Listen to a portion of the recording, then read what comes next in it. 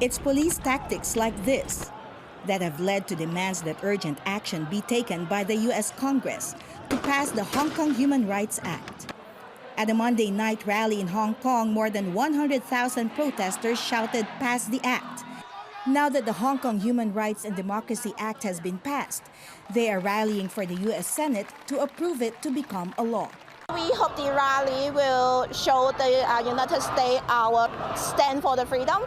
If approved, the United States would impose penalties on Hong Kong and China officials who infringe upon basic freedoms in the city, including freezing their U.S.-based assets and being denied entry in the U.S. China condemns the bill and threatens to retaliate if the Hong Kong bill becomes a law. The Hong Kong government released a statement expressing its regret over the U.S. bill and warned foreign governments not to interfere in the territory's internal affairs. But pro-democracy activist Joshua Wong argues that the One Country, Two System agreement between Hong Kong and mainland China is a treaty registered with the United Nations, thus subjecting it to the scrutiny of the global community. When one country, two system eroded to be one country, one and a half system, members of the United Nations, of course, they must have a say on Hong Kong's autonomy. Violence has escalated in recent weeks.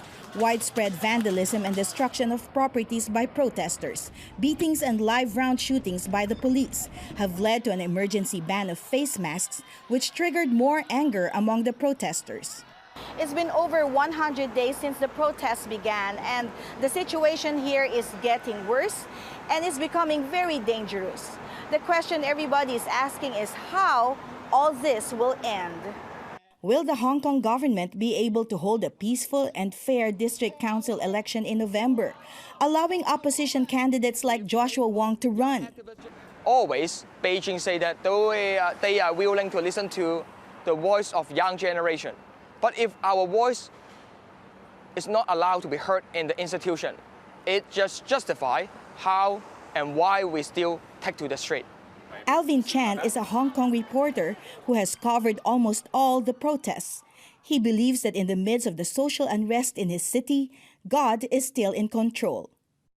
There's much greater power over them. This is God's love. What we should do as a Christian is keep faith and keep praying. I believe God reserves something very good in the future for us. Lucille Talusan, CBN News, Hong Kong.